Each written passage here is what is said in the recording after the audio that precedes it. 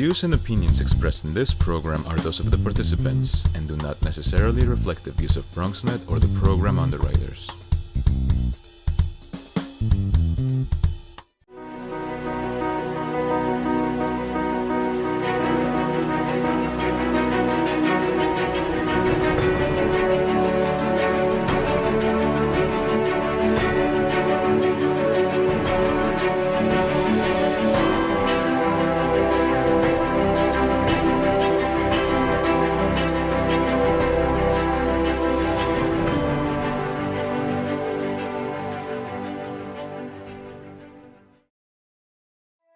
Born in 1908, Thurgood Marshall studied law at Howard University.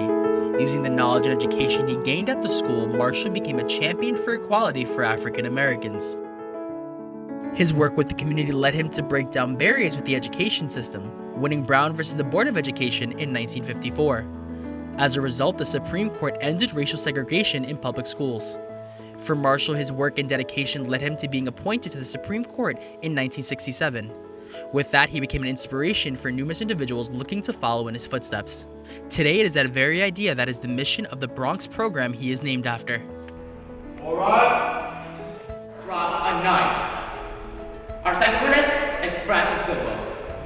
Other than the three involved in the altercation, Francis Goodwill is the Founded in 1997, the Thurgood Marshall Jr. Mock Trial Program has worked to establish a foundation of knowledge for middle school students interested in the judicial and law fields. Danny Smith and Joe Morris.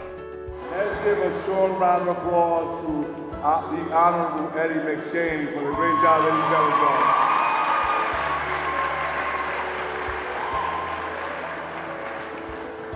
How many of you are from the Bronx? Make some noise.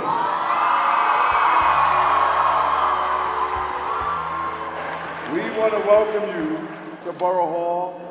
We want to welcome you here to the Rotunda.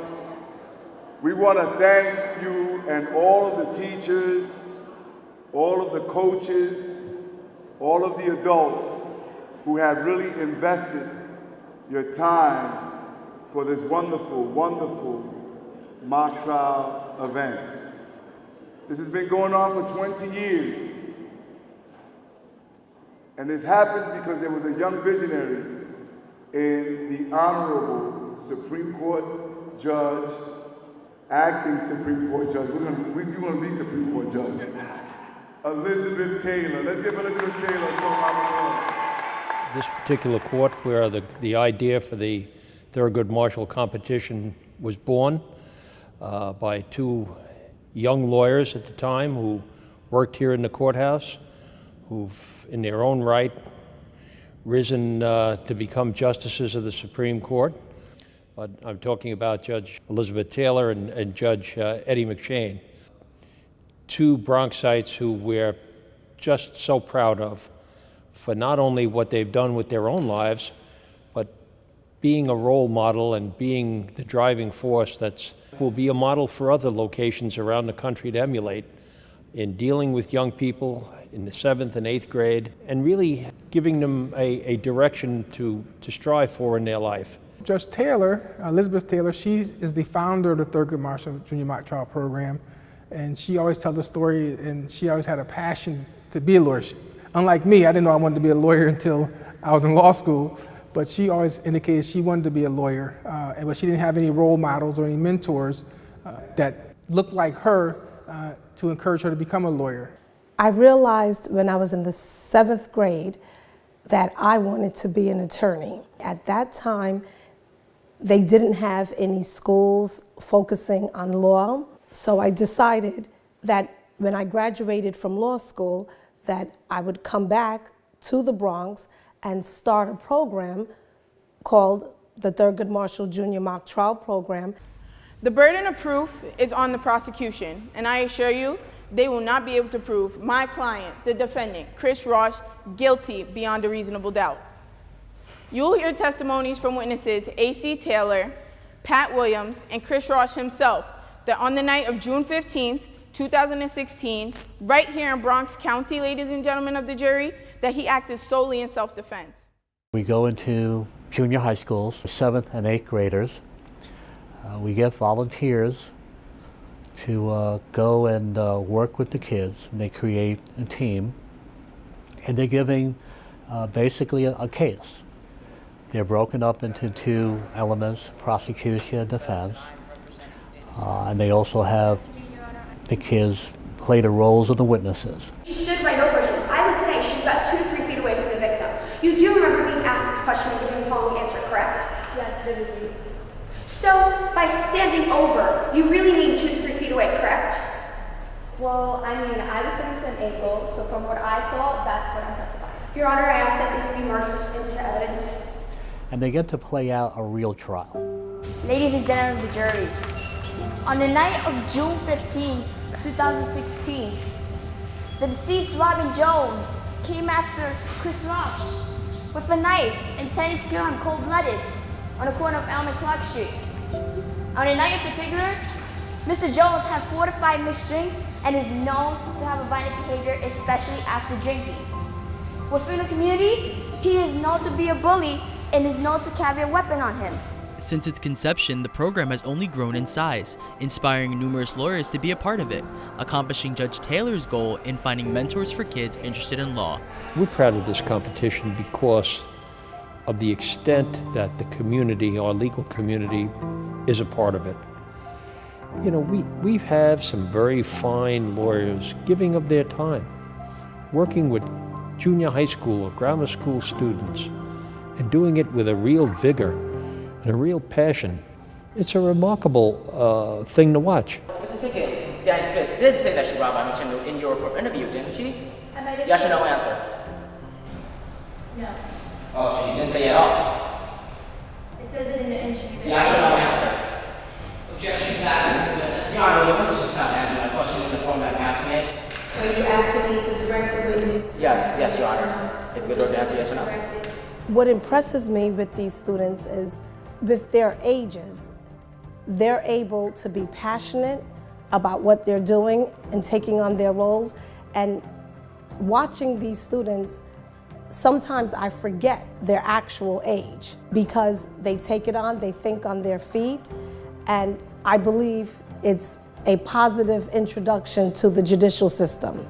For 2 decades, 2 of our fine judges, starting off as young lawyers in our courthouse, saw fit to plant a seed that has grown in such a beautiful way that we're proud of them and we're proud of it. You challenge her. You learn about, even if you decide you want to be a scientist or you're going to be an actress or an actor, whatever you decide, figure out what's your path, what is it that you like doing, okay? But they're going to be other. It started with Judge Taylor. And from what I understand, my conversations with her about it, is that she felt that the Bronx needed something for students in the Bronx where they can come into the court. And one of the things that I find and what they've spoken to me about is how they feel like, yes, they can do this now. They've done it. And they'll ask me, well, how did you become a judge? And were you an attorney first? And who is he? And what is that chair for? They become very interested in the process, which I think is exactly what Judge Taylor wanted to do when she first started this program. From the first day, we ask them questions. It's almost like a lesson in civics that we give them the first day or the first couple of weeks. Then we start breaking it down into, of course, you start out talking about the judiciary, the legislature, the branches of government, so they really understand the place of the judiciary in the big scheme. And then we break it down into the fact situation, and we have a lot of fun with it. They, for the most part, are so creative that they take us in different directions that we've never seen before. So we started working with the students back in January, I'd say. We meet once a week in the beginning and twice a week after that. And usually they come at 7:30 at night. We spend about 2 hours together a week, sometimes 4 hours a week. So they work really hard and learn the facts and learn a lot about the law and get good exposure to the judicial system. The thing we do mostly is we give them the fact pattern and then we make them argue it right away. So everybody gets a role and they start doing practices with the actual trial immediately. So they really get into it and it's adversarial and they really get into the flow of how to make their arguments and perfect it over time. Now, Danny was about 4 or 5 feet away from you, wasn't she? No, she was right on top of me. Objection, Your Honor. This is beyond the record. I would request a sidebar. Your Honor, my witness's answer is not beyond the record. And in fact, he answered to the best of his ability to that question. Objection overruled. And I was blown away by these young people under the age of 14 that know how to object, hearsay, badger. It just blew me away. So what I do is, beginning in January, I give up my lunch hour every Tuesday to go and coach these 8th graders with my co-coach, who's a prosecutor. I believe that the founder of this program, Elizabeth Taylor, is impacting lives for generations and decades to come. I think it is an amazing program.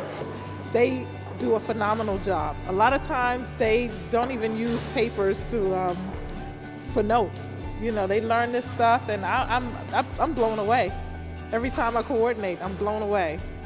It gives them the opportunity to engage in what a trial would look like, sound like, feel like, and to advocate for others. So it's about defending and being advocates and being real participants as civic-minded leaders. And it just adds to them being a citizen and really learning about what it's like to be part of a community and part of the legal system in a positive way. It's also about building student agency as we train our students to have a voice. It starts in the classroom, but this is where they actually practice in real-world situations and life skills, so we're happy to support them because they've made it to the finals for mock trials, so we're very proud of all our students in the Bronx. I'll tell you, as a person, as a product of the public school system myself, it's a point of great pride to see how they developed and picked up on things and how they had a grasp and a passion. And all the kids on the mock trial team are involved in other activities, so they had to juggle a lot of things, and they're all very good academically. And to come out here today and perform the way they did, us as coaches and parents couldn't be more proud.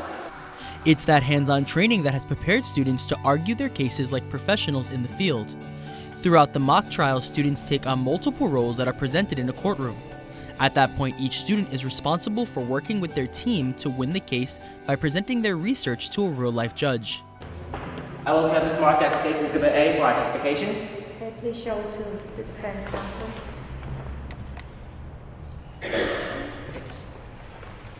Your Honor, may I approach my witness? Yes, you may. For the kids participating, the experience and opportunity is a reward worth cherishing. We intend to prove, beyond a reasonable doubt, that this defendant, Chris Roush, is guilty of murder in the second degree. In this case, there's no dispute that the defendant shot and killed the victim, Robin Jones. Every Wednesday we meet up, just our whole entire team, and we normally go over the trial as it was done today, because in our school we also have a prosecution team, but we practice our testimonies, we practice our questions and answers, and we go over possible objections that could happen, and we just get advice on what could happen and what we should do. So that, like, say you're on trial later in life, then you have the experience so that you can do well and maybe protect your case, or it gives you insight of what it is to be a lawyer. Your Honor, the defense moves to dismiss the indictment on the grounds that the prosecution has failed to provide a legally sufficient case. In particular, there has been no evidence offered for the requisite intent. There has been no evidence offered to show that Danny Smith intended on taking Bobby McShan's money. There's been no evidence offered to show that Danny Smith intended on helping Joe Morris take Bobby's money. And there has been no evidence offered to show that Danny Smith intended on helping Joe Morris cause serious physical injury to Bobby McShan. Just rigorous practice, day after day. But, once you get used to that and you get the overall experience, it's an awesome experience. And so Danny Smith was there with you, yes or no? And after this happened, the police officer came on the train, yes or no? Yes. And the police officer yelled freeze? Yes. And this statement was directed towards you and Danny Smith, yes or no? Thank you, Your Honor. No further questions. I know that every time I come in the courtroom, no matter what happens, I'm always shaking. I'm very nervous, but I like being in the courtroom. I feel very comfortable because you'll hear some of the judges say some lawyers don't even get to go in courtroom, so I feel very happy to be in here. And it was fantastic. I feel this rush of adrenaline when I do the opening statement and my questioning, and it just feels great. It was great because I'm usually nervous, but this program has really let me open me up, and I would like to do this again. I have never done anything like being a witness, because last year I was a lawyer. So it was really great because during my cross-examination questions, I didn't really know what to expect, but it was still great because it was like you kind of had to think on your feet. You really have to, it's kind of like you get really nervous at the beginning, but once you start to go, you kind of loosen up, and you have to like work with your witnesses for answers and stuff, but the other team, like you don't know what they're going to say, so you really have to like be on your feet. It's a great opportunity to be here. Like, this has inspired me to be a lawyer. Before I did not want to be a lawyer. Now, like, it's awesome. It's great. I'm a witness, and to be honest, it's utterly nerve-wracking. I mean, you don't know what's going to happen. You know that you're prepared, but anything can happen. You have to give the right answer at the right time, and if you don't, the whole team's affected. So everything's on your shoulders, but once you've gone through it, you know that you did good. You know that you were prepared. It's not only a competition, but this could be considered a sport in a way, where it's all about, teamwork. Yes, thank you. And cooperation. Well, I'm a lawyer and he's my witness. He's been a witness for 2 years and he's a really good friend of mine actually. So what I do is I direct him, I ask him questions about the case, and then he'll answer to his best of his ability, and he'll just help us support our case. And the good thing about mock trial is that we really can't function without each other, because if I'm not here, like in the practice in the mornings, then he can't work, and if he's not here, I can't work. So I think that being lawyer and witness, it really helps balance each other out. It builds bonds because I wouldn't really even know his name if me and him didn't even try out last year. And, he directs me, he helps me with such, lawyer and, witness situations in the court. But also he helps me outside of school with, just homework and stuff. When because of this program, we really become close friends. It's putting me in the right direction so I don't get caught up in mess or anything, and it helps me because it makes me feel better about myself. Like, I could go, judges, they even said that I was great. It's like coaching a basketball game. When you train them, you show them how to do certain things. At the end of the day, it's up to them whether or not they execute that. And it's quite the experience to watch them. It's a remarkable experience, and I have nothing but faith in them. I love this. It's almost everything to me. We wake up early together and we train and we work and we see the benefits of hard work, and it's a fantastic program. Welcome. This is a great day, and I've attended all types of ceremonies and events in this very room, and Mr. President, I don't think we've ever had one with a crowd like this, with this type of energy. I want to welcome you all. I want to congratulate you all. I know it's been a long road. You've all done outstanding. I want to particularly thank and congratulate the parents again, the coaches, and the teachers. And I took note that as each group was introduced, the teachers got the loudest applause and screams, and rightfully so. You have an extremely difficult job, the most important job in the world, because you are teaching our youth. And this program is about the youth. This program is about giving the youth skills, giving all you skills, and perhaps one day in the future, one of you will be sitting up here, as we are. And everybody sitting up here, by the way, comes from the Bronx, lives in the Bronx. I want to introduce someone as I say a few words to you. Mr. Edouard Estrada. Mr. Estrada is an attorney. He works for the Corporation Council. More importantly, he is a graduate of this program. He competed in this program. He made it to the final round in this program. First of all, I want to congratulate all of you for your participation in this competition. My name is Edouard Estrada, and I'm an attorney for the city of New York. 18 years ago, I was in the very same spot that you are today. I was a 7th grade participant in the Thurgood Marshall Junior Mock Trial Competition. Today, I am a trial attorney and one of the proud coaches of the Kappa 3 Middle School Mock Trial team. Now, there are two reasons I think this competition is important. The first reason is that it helps students realize that they can become attorneys. I was born and raised in the South Bronx, raised by a single mother on welfare and in the projects. My coach, the Honorable Sally Manzanet Daniels, was not only the first attorney that I ever met, but more importantly, she was also born and raised in the South Bronx. She made me believe that someone who came from my neighborhood and looked like me could become an attorney. The other reason this program is important to me is that it's the beginning of a mentoring relationship. Judge Manzanet Daniels mentored me long after this program had ended. My team didn't win that year, but that did not stop her from believing in me. She got me into high school and wrote me a recommendation to college, my master's program, and ultimately law school. It doesn't matter whether you won or lost in this competition. You have acquired the skills, motivation, and work ethic to succeed in life. Use those skills that you've acquired in this competition to accomplish your dreams. Stay in touch with your coaches and allow them to mentor you. Allow them to help you accomplish your goals so that one day you can return as an alumni and, like me, become a coach and pay it forward. Thank you.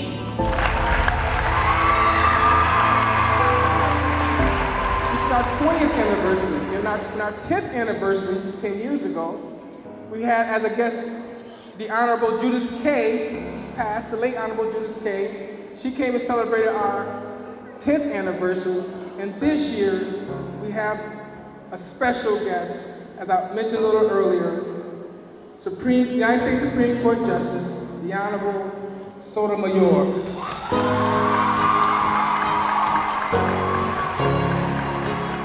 Don't let yourselves be bystanders in your life. If you stand back and let things happen to you, you're playing victim. We have to be participants in life. We have to take charge of our own lives and what happens to us. We have to work at creating the world we want. Nobody can sit back and be silent in this life. We don't have that choice. Laws and elections don't happen to you. They happen because people let them happen. So if you don't like a law, figure out how to change it. Get out there and work at changing those things in life that you think are wrong. Because it's people who think that something's important to them who make things happen. And so if you're frustrated, you have congressmen, you have elected officials, you have a president, you have people who you can write to and express your views. If there's a law you don't like, get out there and work in having the law changed. In short, don't be bystanders. Be active participants in the life that's happening to you and with you. So that's what law is about. Law is about fixing our relationships with one another. When you think about a law, okay, think about a simple law. You stop at a red light and you go on a green light, right? Everybody gives up something to obey that law. It means that you can't get to where you want to go as fast as you would like to, right? You have to stop at the red lights. And you would like to go where you're going much faster, but you don't. Why? Because the law tells you you'll get punished if you break it, right?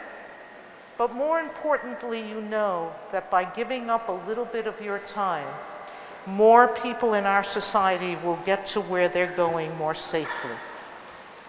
That's the compromise of law. In some laws, someone gives something up for the better good of other people. But sometimes the law makes the wrong trade-off. And the only way that the society is going to fix that trade-off is if your voices are heard. So don't give up hope ever. We are charged with making our world a better place for each other. But you got to work at it. Nothing is for free in life. Everything requires work. You should be asking yourself, is this something that's important for me to do? And it doesn't have to be changing the world. Sometimes just talking to a friend is important. But what you don't want to do is waste time. You want to make conscious decisions about what you're doing. So that's how I motivate myself. Thank you. You're welcome. Good luck to you.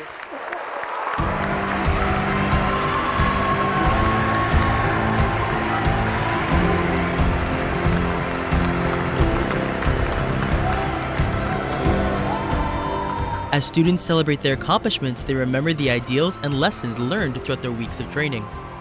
You're looking at a group of people from every race, from every ethnicity.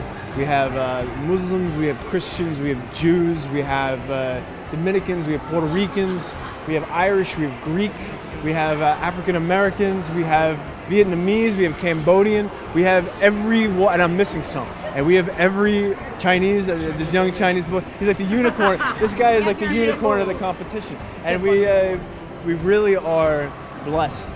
And it just goes to show how hard work and dedication can really unify everybody. I want to acknowledge that this program would not be the success that it is today without all of the volunteers, each and every one of them. In our 20 years, I would say that we've touched thousands, if not tens of thousands, of students' lives. It makes me feel proud and gives me a sense of accomplishment. Closing out the trials in the rotunda, each student celebrated the opportunities and lessons they have learned in the program, as well as the goal that Judge Taylor has worked to accomplish, right here in the Thurgood Marshall Mock Trials.